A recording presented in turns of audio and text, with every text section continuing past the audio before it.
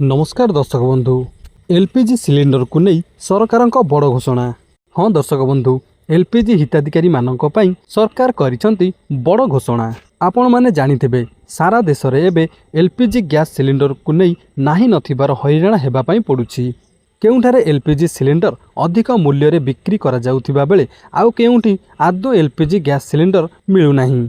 आहुरी मध्य अनेक जगार बुकिंग करिबार 10 दिन अथवा 15 दिन पर ही जाई आपण मानकु गैस सिलिंडर मिल पारुछि। तेणुकरी दर्शक बंधु एसबू को आखि आगे रखी सरकार एबे एलपीजी सिलिंडर को नहीं बड़ घोषणा करिसंती। खास करी जेउ हिताधिकारी माने उज्ज्वला योजना रे गैस सिलिंडर पाउछंती सेमानंक पई एबे एक बड़ खबर आसीछि। तेबे दर्शक बंधु आसंतु जानि नेबा सरकार ए एलपीजी सिलिंडर को नहीं कोन सब बड़ घोषणा करिसंती। ताहा पूर्वरु जदि आपण माने चैनल को नुआ करी आछंती चैनल को सब्सक्राइब करिबा सह पाखरे थिबा बेल आइकन को प्रेस करंतु जहा द्वारा प्रतिदिन अपलोड हेउतिबा वीडियो गुडी को सर्वप्रथमे आपण माने देखि परिबे। तेबे चलंतु वीडियोटी को स्टार्ट करिबा। तेबे दर्शक बंधु एलपीजी व्यवहारकारी पई खुशी खबर। गत किछि मास मध्यरे विश्व उत्तेजना जोगु सारा विश्व रे एलपीजी सिलिंडर मूल्य रे उल्लेखनीय वृद्धि घटिछि।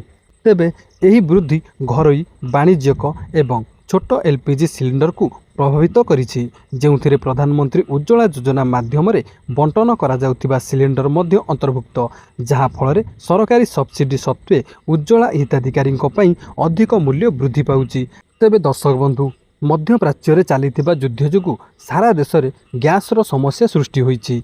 याहारी भितरे गरीब मानक पई सरकार करिथिबा उज्ज्वला योजना मध्य प्रभावित होईछि। तेबे सरकार घोषणा करिथिबा जे उज्ज्वला गैस रे हिताधिकारी माने कम रेट रे माने कम दाम रे गैस सिलिंडर पाइबे, किंतु सारा देश रे गैस रो अभाव जोगु सेमानकु मध्य अधिक टंका दे गैस किनिबा पई पडुछि। आ एथि सहित गैस सिलिंडर रो सब्सिडी मध्य प्रभावित हेउछि। तेबे दर्शक बंधु एबे आसंतु जानि नेबा केउ सबु राज्य रे गैस सिलिंडर केते मूल्य रहिछि। घरोई एलपीजी सिलिंडर। तेबे दर्शक बंधु घरोई एलपीजी सिलिंडर दिल्ली रे 14.2 किलोग्राम घरोई एलपीजी सिलिंडर मूल्य 913 टंका रु 942 टंका को वृद्धि पाइछि। यही वृद्धिर कारण हेउछि जहां अमेरिका ईरान विवाद कारण जोगु 89 टंका वृद्धि पाइछि। प्रधानमंत्री उज्ज्वला योजना अधीन रे हिताधिकारी माने वर्ष को 4 थर 300 टंकार सब्सिडी पाइबे, जहां फल सिलिंडर 642 टंकार उपलब्ध हेबो। एही सब्सिडी पूर्वरु वर्ष को 9 थर जोगाई दिया जाउथिला। तेबे दर्शक बंधु मध्य प्राच्यर युद्ध जोगु पूर्वरु 913 टंकार मिलुथिबा बेले किंतु वर्तमान 942 टंकार हिताधिकारी माने किणुछंती। ताहा सहित आउरी बड़ कथाटी हेउची उज्ज्वला योजना रे जेउ माने गैस सिलिंडर पाउछंती सरकारक कहिबा अनुसार से माने वर्ष को 4 थर 300 टंका लेखाई सब्सिडी पाउछंती, किंतु पूर्वरु एही सब्सिडी वर्ष को 9 थर दिया जाउथिला, किंतु वर्तमान एही सब्सिडी वर्ष को 4 थर लेखाई दिया जाउछि। तापर रही वाणिज्यिक एवं छोट सिलिंडर। होटेल एवं रेस्टोरेंट रे व्यवहार 19 किलोग्राम वाणिज्यिक एलपीजी सिलिंडर मूल्य 3113 टंका 50 पैसा थिबा बेले 5 किलोग्राम मुक्त वाणिज्य एलपीजी सिलिंडर मूल्य 821 टंका 50 पैसा रही।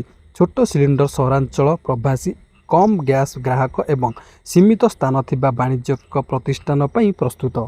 तेबे एहा इंडियन रो बंटन नेटवर्क, इंडियन ऑयल खुचरा दुकान, चयनित राशन दुकान एवं स्थानीय सुपर मार्केट माध्यम परिचय प्रमाणित सहित पाई परिबे। ग्राहक माने जेकोसी सहर रे छोट गैस सिलिंडर व्यवहार करिपारिबे एवं सिलिंडर गुडी को विक्रय दुकान को फेराइले व्यवहार अवधि निर्विशेष रे प्रति सिलिंडर पई 500 टंका स्थिर फेरस्त प्रदान करा जाए।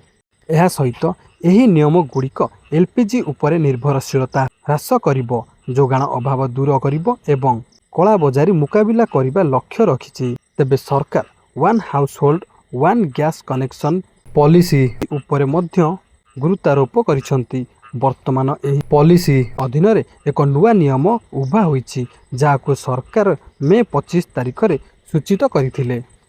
तेबे मध्य प्राच्यर युद्ध भारत में गैस समस्या सृष्टि करिछि, जहा फल सरकार समय समय रे नियमावली संशोधन करुछंती। गत 3 मास मध्य अनेक नुआ एलपीजी नियमावली घोषणा करा जाइछि। एथिरे एलपीजी रिलीफ पाई 25 दिन एवं 45 दिन बुकिंग अवधि अंतर्भुक्त। यह सहित 90 दिन पीएनजी स्विच ओवर अवधि घोषणा करा जाइछि। ତେବେ ଦର୍ଶକ ବନ୍ଧୁ, ଆପଣମାନେ ଜାଣିଲେ ଯେ ଭାରତରେ LPG ଗ୍ୟାସ୍ର ସମସ୍ୟା କିଭଳି ଭାବରେ ରହିଛି ଆଉ ଏହାକୁ ସରକାର କିଭଳି ଭାବରେ ଦୂରୀକରଣ କରୁଛନ୍ତି। ତାହା ସହିତ ଜାଣିଲେ ଘରୋଇ ଗ୍ୟାସ୍ର ମୂଲ୍ୟ ବିଷୟରେ ଆଉ ତାହା ସହିତ କେତେ ଦିନର ସବସିଡ଼ି ପାଉଛନ୍ତି ତାହା ମଧ୍ୟ ଜାଣିଲେ।